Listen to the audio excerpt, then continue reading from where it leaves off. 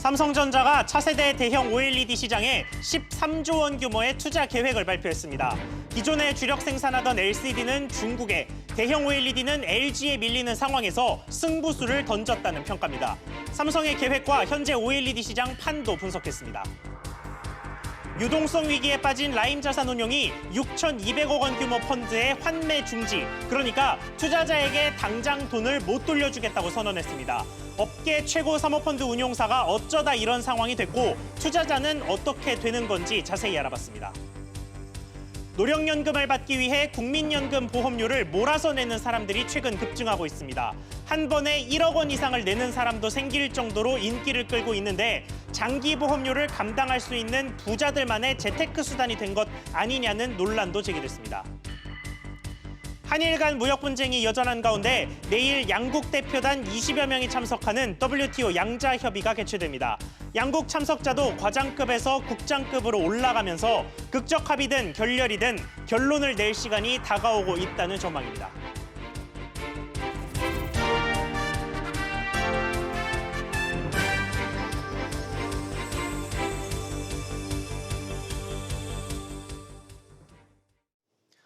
여러분 안녕하십니까? 삼성이 차세대 디스플레이로 꼽히는 QD OLED, 즉 퀀텀 닷 디스플레이 분야의 대규모 투자 계획을 발표했습니다.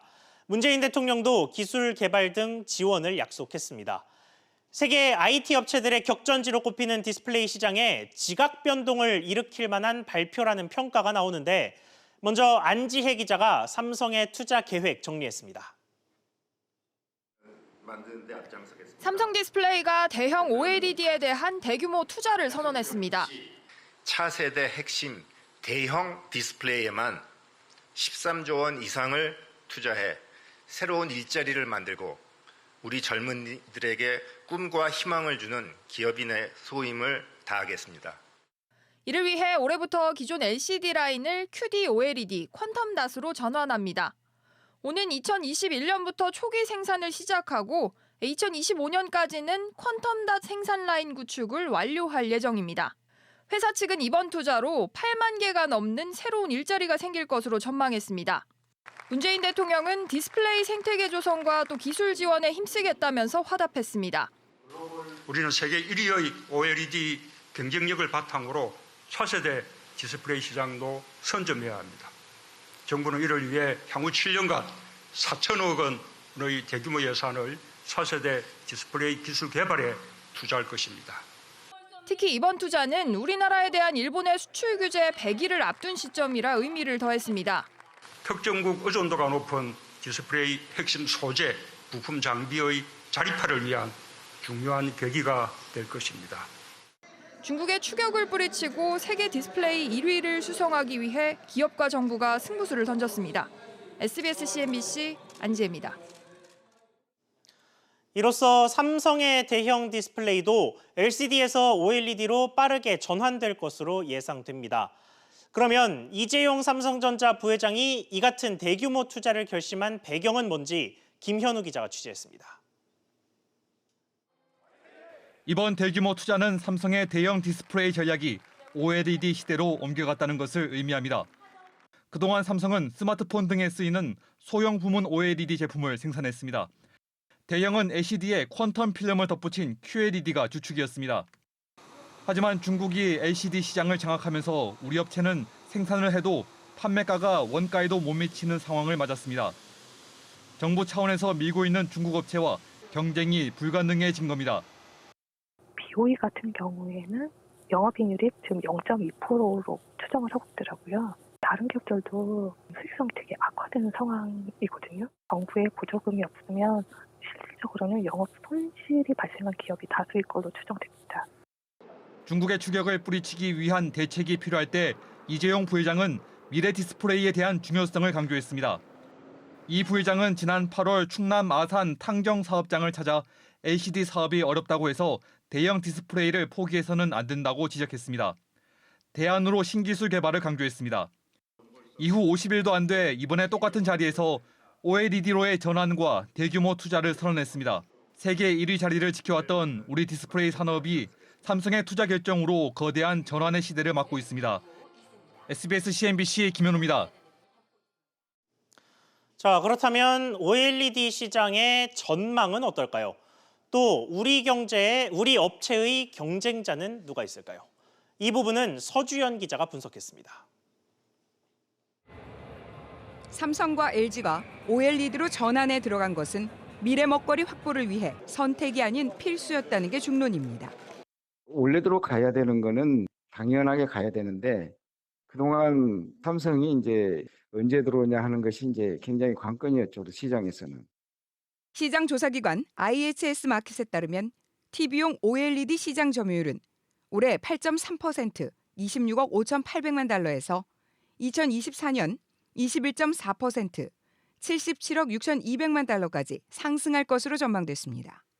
여기에 LG에 이어 삼성도 뛰어들면서 OLED 시장 성장에는 가속도가 붙을 것으로 예상됩니다. 정부가 이런 산업 전환에 도우미가 되겠다고 약속한 것도 큰 힘이 될 전망입니다. 어차피 차세대 기술을 하다 보면 거기에 들어가는 부품 소재 같은 것도 다 변화되고 새롭게 개발돼야 되는 측면이 있는데요. 중소협력사들의 그런 연구 인력에 대한 지원이라든지 또한 과제에 대한 지원 같은 것들은 정부에서 도와줄 수 있는 부분인 것 같습니다. 현재 OLED 분야의 가장 큰 경쟁자는 일본의 소니입니다. 과거 브라운관 TV 1위 업체인 소니는 LCD에서 삼성과 LG에게 주도권을 내준 뒤 절치부심 끝에 OLED로 세계 시장 탈환을 노리고 있습니다. 여기에 중국 업체들도 벌써 OLED를 준비하고 있습니다. 결국 향후 세계 OLED 시장은 시장 선점을 삼성, LG, 소니가 다투고 후발주자 중국이 추격하는 형국이 될 가능성이 높아 보입니다. SBS CNBC 서주연입니다. 다음 소식입니다. 국내 헤지펀드 1위 업체인 라임자산운용이 만기가 돌아온 6,200억 원 규모 상품의 환매를 전격 중단했습니다. 투자자가 투자금 회수를 요청하면 그 돈을 돌려줘야 하는데 이를 못하겠다고 한 겁니다. 먼저 현 상황이 어떤지 정인아 기자가 전해드립니다. 라임자산운용이 유동성 부족을 이유로 6,200억 원 규모의 사모펀드 상품 환매를 중단하자 라임의 펀드를 판매한 금융회사들의 발등에 불이 떨어졌습니다. 부담감을 보이는 고객들이 있긴 한데요. 시간을 갖고 자산을 매각하거나 혹은 만기까지 채권을 보유해서 원리금을 상환받는 것이 고객 수익에 도움이 된다는 환매 연기 사유에 대해서 설명을 드리고 있는 과정입니다. 6월 말 기준으로 라임자산운용의 펀드를 가장 많이 판매한 금융사는 대신증권으로 규모는 1조 3,403억 원가량이었습니다. 다음으로 우리은행이 1조 139억 원어치를 판매했고 그 다음으로 신한금융투자, KB증권 순이었습니다. 라임자산운용이 이번에 환매를 중단한 펀드 중 4,400억 원 규모는 환매가 자유로워야 하는 개방형 펀드입니다. 환매가 중단되자 투자자들은 돈을 제때 받지 못하는 것은 물론 돈이 장기간 묶이는 게 아니냐며 불안감을 나타내고 있습니다. 80%는 받고 나머지는 시간이 지나서 받을 거라고 그렇게 얘기했어요. 100% 환매가 안 되는 거죠. 내일 만기 내 돈이 다 안 들어온다고. 이런 가운데 금융감독원은 라임자산운용의 펀드 환매 이행 계획서를 받아 검토하는 등 6,200억 원대 펀드 환매 중단 사태에 대한 사전조사에 착수했습니다. SBS CNBC 정인아입니다.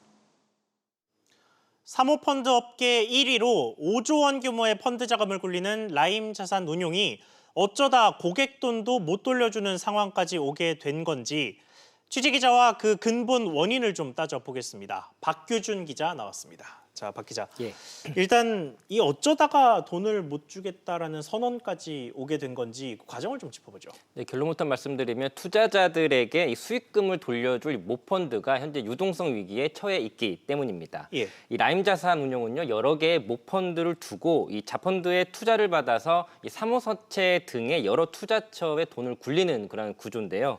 투자자들은 바로 이 자펀드 상품에 가입하게 되는 건데 이 모펀드가 투자한 곳이 황금성이 떨어지거나 또 수익성이 안 좋아서 돈을 못 벌게 되다 보니까 이 자펀드 가입 고객들한테 투자금을 못 돌려주게 되는 그런 사태가 빚어지게 된 겁니다. 자, 그러면 한 걸음 더 들어가 보죠. 이 모펀드는 뭐 투자를 어떻게 하고 있길래 상황이 이렇게 된 겁니까? 우선 문제가 발생한 모펀드는 두 개의 모펀드가 됩니다. 예. 뭐 사모사채에 주로 투자하는 플루토라고 하는 모펀드가 한 개고요. 또 하나는 메자닌과 같은 메자닌에 주로 투자하는 테티스라고 하는 그런 모펀드가 됩니다. 예. 그런데 투자처인 이 사모사채 같은 경우에는 상대적으로 시장성이 낮아서 이 유동화하기가 쉽지 않고요. 이 전환사채 같은 메자닌 이 채권은 주가가 올라야 주식으로 이 전환을 해서 팔아치울 수가 있는 건데 최근 코스닥 시장의 약세로 인해서 자금 확보에 어려움을 겪었습니다. 그렇다고 이들 자산을 싼값에 팔아치워서 고객들한테 주자니 또 수익률의 형편이 없게 되니까 이러지도 저러지도 못하고 우선 환매 중지 선언을 하게 된 겁니다. 그렇군요. 그러면 제일 중요한 이야기죠. 투자자 입장에서는 언제 돈을 회수할 수 있습니까? 우선 언제 받을 수 있을지는 미정인 상황입니다. 이 라임자산운용이 환매 연기를 은행과 같은 이런 판매처한테 통보를 하면서 언제 재개하겠다라는 그 시점은 특정하지 않았기 때문인데요. 이 라임자산운용의 구상은 우선 이 해당 이 펀드를 환매 중단 조치를 한 다음에 나중에 자산 매각을 한 뒤에 지급할 여력이 생기면 이 펀드에 투자한 비율만큼을 투자자들한테 되돌려 주겠다는 구상이었는데 이에 대해서 한 판매사 관계자는 이 말이 환매 중지지 사실상 펀드 청산으로 보고 있다면서 이 자산이 헐값에 팔리게 되면 바로 원금 손실을 보는 것이다 이렇게 지적했습니다. 자, 그런데 이게 적은 돈도 아니고 환매 중지 선언된 금액이 6천억 원을 넘길 정도면 이 금융당국도 이 사안을 좀 들여다볼 수밖에 없을 텐데 마침 오늘 금융위원장 기자간담회가 있었죠. 네, 맞습니다. 은성수 금융위원장이 오늘 투자자의 책임을 강조하는 뉘앙스의 발언을 했는데요. 정확히 은 위원장은 세상에 공짜 점심은 없다면서 투자자들도 안전한지를 잘 보고 판단해야 된다고 말했습니다. 또한 이러한 최근에 이런 사모펀드 관련된 논란에 대해서 사모펀드 시장이 성장을 겪는 그런 성장통으로 규정을 했고요. 투자자 보호 관점에서 사모펀드 제도 전반에 허점이 있는지를 검토하겠다고도 밝혔습니다. 그렇군요. 박 기자 수고했습니다. 이번엔 국민연금 관련 소식 전해드리겠습니다. 국민연금의 경우 사정이 있어서 보험료를 내지 않다가 나중에 몰아서 내도 연금이 나옵니다. 이걸 추후 납부 제도라고 하는데요. 최근 이 추후 납부가 크게 늘고 있다고 합니다. 먼저 현재 상황이 어떤지 김성훈 기자가 보도합니다. 국민연금공단의 서울 강남지사입니다. 최근 들어 연금 보험료를 몰아서 내겠다는 사람들의 발길이 늘었다는 게 이곳 관계자의 설명입니다. 노후에 연금을 좀 더 많이 받고자 국민연금 추납제도를 많이 활용을 합니다. 하루에도 우리 지사의 경우에는 한 20-30명 정도가 오고 있습니다. 지난해 보험료 추납 신청 건수는 12만 3천여 건으로 2014년 4만여 건과 비교해 3배 넘게 늘었습니다. 특히 은퇴 직전인 50대와 60대 이상이 전체 신청자의 86%를 차지했습니다. 연금을 받을 수 있는 최소 가입 기간인 10년을 채우기 위해 10년치 보험료를 몰아서 낸 사람 수도 같은 기간 1,700여 명에서 13,000여 명으로 늘었습니다. 고령화 사회 속에서 50대, 60대 분들이 노후가 준비 안 된 분들이 대단히 많습니다. 급박한 마음에 국민연금에 문을 두드리고 있다고 생각하시면 될 것 같습니다. 최대 추납액도 약 7천만 원이었던 것이 올해 8월 1억 원을 넘었습니다. 경력 단절 여성 등 연금 사각지대 해소를 위해 도입된 제도가 부자들의 벼락치기 재테크 수단으로 전락한 것 아니냐는 지적이 나오는 이유입니다. 연금 수령 최소 가입 기간 10년을 채우고도 연금액을 늘리기 위해 60세 이후에도 보험료를 내는 이미 계속 가입자 역시 2016년 6만 6천여 명에서 올 들어 7월까지 벌써 20만 명으로 크게 증가했습니다. SBS CNBC 김성훈입니다. 앞서 보신 내용 중에 추납 제도가 부자들의 재테크 수단으로 전락했다는 지적과 관련해서 취재 기자와 조금 더 이야기 나눠보겠습니다. 황인표 기자 나왔습니다. 자, 황 기자. 네. 먼저 이 추납 제도라는 게 생긴 이유가 뭡니까? 이게 지난 박근혜 정부 때인 2016년 말부터 이제 시행이 됐는데 당시 이제 취직의 목적이 바로 전업주부를 위해서 이제 만든 겁니다. 당시 438만 명에 달하는 경력 단절 여성이 나중에 연금을 받을 수 있도록 하기 위해서 한꺼번에 이제 보험료를 몰아서 낼 수 있도록 해준 건데요. 예. 이외에도 실업이라든지 학업, 남성의 경우에는 이 군 복무 등 소득이 없어서 이 보험료를 낼 수 없는 그런 상황이 있다 보니까 이런 사람들을 배려하는 취지로 만들어진 게 추납제도입니다. 이 때문에 이 제도의 긍정적 이 효과는 인정해야 된다는 게 전문가 의견입니다. 얘기 들어보시죠. 예. EU 14개국에서 지금 이 추납제도를 다 운영을 하고 있어요. 적정 노후소득 보장이라는 그 측면에서는 정당화될 수가 있는 제도고 OECD에서 가장 높은 노후 빈곤율을 이제 예방할 수 있는 이제 충분히 타당하고 이제 필요한 제도라고 보고요. 자, 그런데 앞선 보도 내용 보면은 뭐 한 번에 1억 원을 내는 사람까지 있다고 하던데 이거를 소득이 없던 사람을 배려하는 취지라고 볼 수 있겠습니까? 네, 이 때문에 이제 김성주 국민연금공단 이사장이 지난 5월에 제도 개선을 검토하겠다고 밝혔는데요. 국민연금의 확인 결과 지금 복지부와 논의 중에 있고 빠르면 올해 안에 개선책이 나올 것으로 보입니다. 현재로서는 일본처럼 추납 대상 기간을 10년으로 한정하거나 이 추납액도 제한할 가능성이 있습니다. 프랑스와 독일 등도 마찬가지로 이 추납 인정 기간을 최대 5년까지만 인정을 하고 있다고 합니다. 이렇게 되면 이제 벼락치기로 한꺼번에 낼 수 있는 연금액이 줄어들게 되고 그러면서 나중에 받을 수 있는 연금액도 마찬가지로 줄어들게 됩니다. 그렇군요. 조금 다른 이야기도 좀 해보죠. 네. 이 국민연금을 받는 시기를 늦추면 연금액을 좀 더 높여받을 수 있다고 하는데 이 제도가 두 가지가 있다고 하더라고요. 근데 오늘 이 두 제도 중에 뭐가 더 이익인지 비교한 자료가 나왔다면서요? 일단 뭐 더 내는 것 나중에 받는 것이라고 보시면 되는데요. 국민연금을 더 내는 건 이미 계속이라고 하고요. 국민연금을 나중에 내가 타겠다, 당장 필요할 때 타지 않고 나중에 타겠다 이것은 연기연금이라고 합니다. 어느 쪽이 유리한지 정의당 윤소아 의원이 비교를 한번 해봤는데요. 가정을 62세에 가입기간 10년, 평균 월소득이 100만 원이라고 할 경우 이 보험료를 보시는 것처럼 1년 더 낼 경우 수익비, 즉 받게 되는 연금 총액은 그동안 냈던 보험료의 3.1배가 됩니다.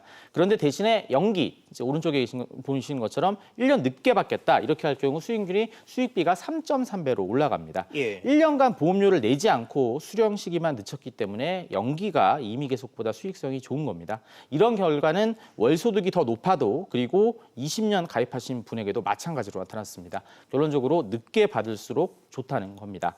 윤소아 의원은 국민연금 가입자에게 어느 제도가 더 유리한지 국민연금공단이 먼저 알려야 한다고 밝혔습니다.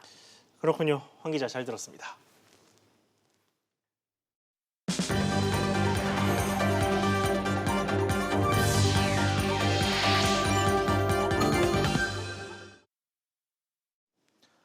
국민연금과 퇴직연금, 개인연금을 합쳐서 이른바 노후 대비 3종 세트라고 부르죠. 그런데 이 가운데 최근 퇴직연금을 중간에 깨는 사람들이 늘고 있습니다. 퇴직연금에는 회사가 적립금을 관리하는 DB형과 근로자가 직접 관리하는 DC형, 그리고 개인형 IRP 이렇게 세 가지가 있는데요. DC형과 IRP에 한정해서는 중도 인출이 가능합니다.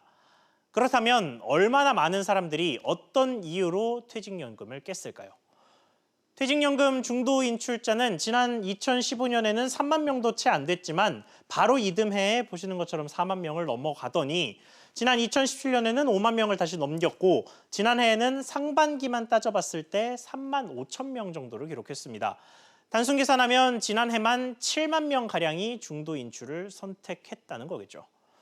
그런데 자세히 들여다보니까 지난해 상반기 중도 해지를 택한 사람 3만 5천 명 중에 2만 6천 명 정도는 30대와 40대였습니다. 한 75%, 4명 중 3명가량이라는 얘기인데요.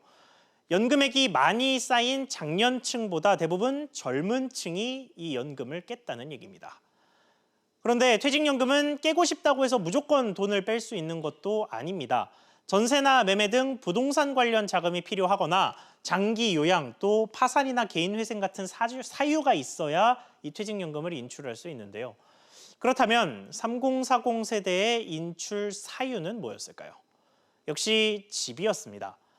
30대 중도 인출자 15,000명 중에 10,000명 이상은 집을 사거나 보증금 마련을 위해서 퇴직연금을 깼습니다. 그리고 40대 중도 인출자는 11,000명가량 됐는데 그중 6,000명 정도 되는 사람들의 인출 사유가 집이었습니다. 이 퇴직연금을 깨는 것, 말하자면 미래를 담보로 잡고 현재의 목돈을 선택하겠다는 건데 사실 요즘 상황을 좀 보면 납득이 가기도 합니다.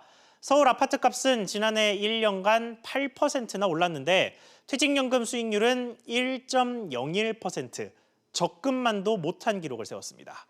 여기에 대출도 각종 규제 때문에 막히니까 퇴직연금으로 손이 가게 되는 거죠. 퇴직연금 수익률을 높이기 위한 다양한 방안이 제시되고 있지만 모두 국회에 발목이 잡혔습니다. 이제는 정말 서둘러서 개선안을 만들어야 할 것 같습니다. 앵커 리포트였습니다.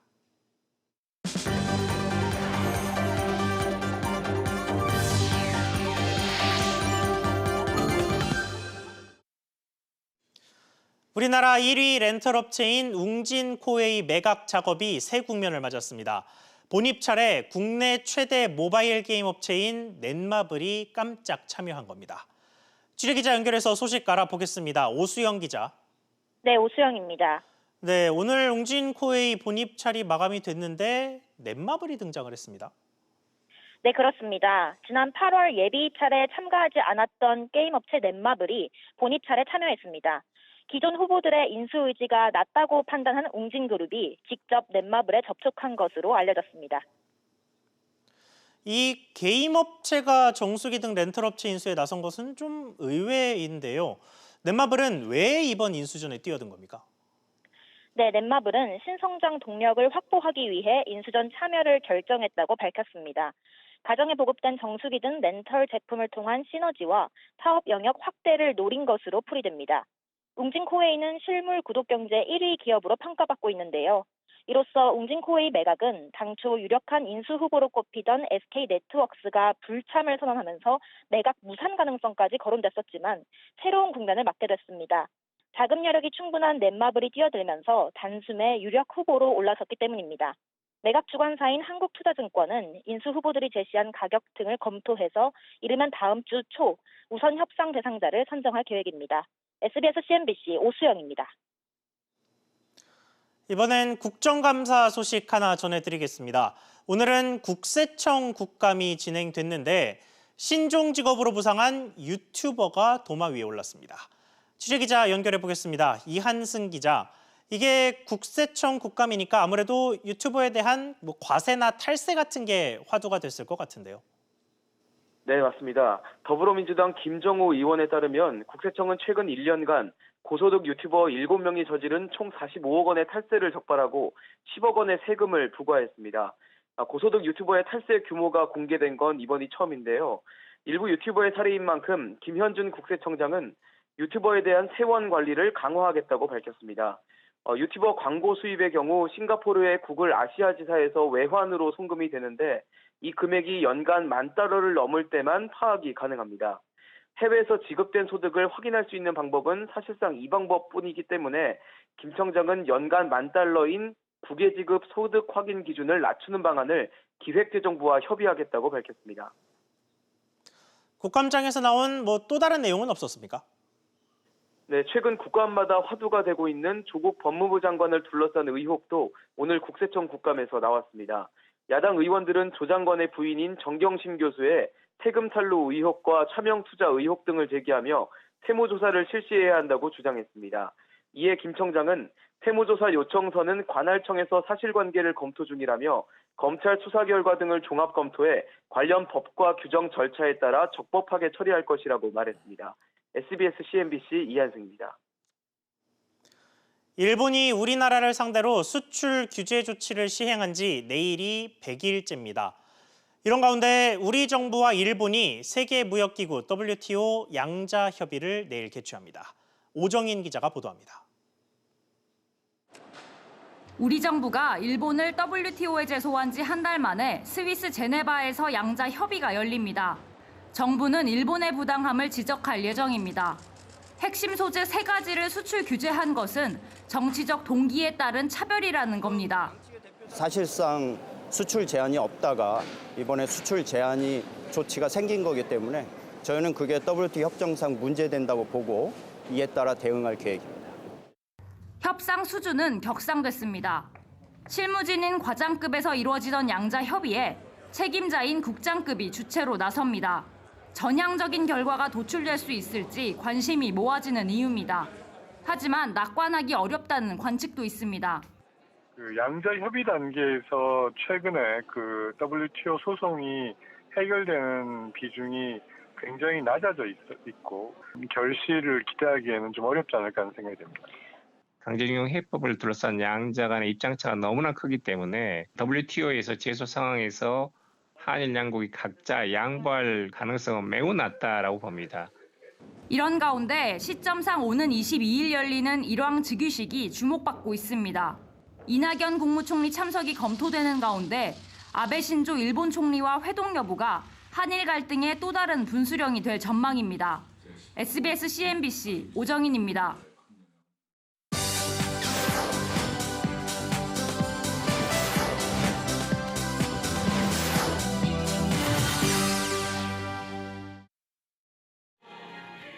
전사자를 찾기 위한 유해 발굴 작업에서 유품들이 하나둘 발견됩니다.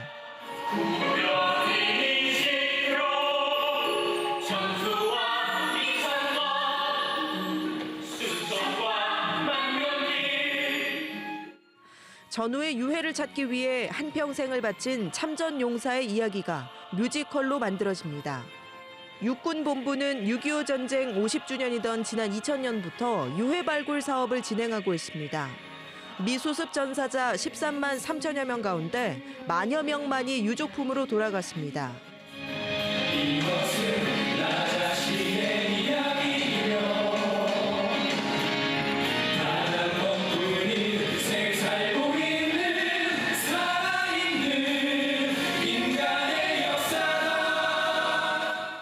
이번 공연은 군복무 중인 인기 아이돌과 배우 등 30여 명의 연예인 장병이 총출동했습니다. 유족분들이 다시 유해를 찾고 그 품으로 돌아갈 수 있도록 빨리 생생한 증언을 더 많이 얻어서 그리고 그 메시지를 빨리빨리 전할 수 있게. 아버지의 눈을 뜨게 하기 위해 바다에 몸을 던지는 효녀 심청이. 우리 고전 심청을 서양의 발레로 재해석한 공연이 찾아옵니다. 1986년 첫 선을 보인 발레 심청은 세계 15개 나라에서 공연되며 호평을 받았습니다.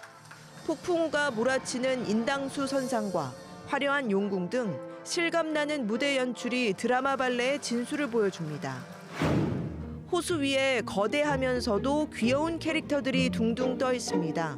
지구를 형상화한 지구몬과 달을 형상화한 루나몬 등 최대 16m 높이의 초대형 풍선 작품 7개가 서울 석촌호수 위에 올려졌습니다.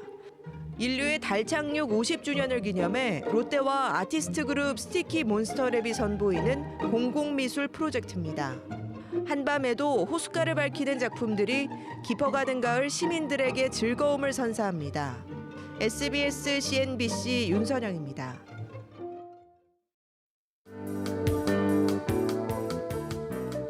안녕하세요. K웨더 라이프스타일 예보 오주호입니다. 현재 이 구름에 햇빛이 가려지면서 기온이 크게 오르지 못하고 있지만 내일은 오늘보다 기온이 올라 한낮에 다소 더운 날씨가 이어지겠습니다. 내일 서울의 낮 기온은 26도로 오늘보다 6도가량 오르겠고요. 대전은 24도, 춘천과 광주, 부산은 25도를 기록하며 전반적으로 기온이 상승하겠습니다. 요즘 급격한 기온 변화 탓에 감기 몸살에 걸리신 분들이 많으실 텐데요. 아침, 저녁으로 이제는 쌀쌀하기 때문에 나서실 때 반드시 두꺼운 옷차림을 하시기 바랍니다. 내일 중부지방은 낮 동안에 기온이 큰 폭으로 오르며 오늘보다 덥겠고 일교차 또한 크게 나겠습니다. 동해안 지역으로는 낮부터 흐려지다가 곳곳에 빗방울이 떨어지겠습니다. 외출하실 때는 우산을 챙기시기 바랍니다. 남부지방의 하늘은 별다른 비 소식 없이 대체로 구름이 많이 끼겠고요. 대체로 기온이 오르며 다소 덥겠습니다. 내일부터 이번 주 주말까지는 아침 기온이 다소 오르겠지만 여전히 큰 일교차에는 계속해서 주의를 하셔야겠고요.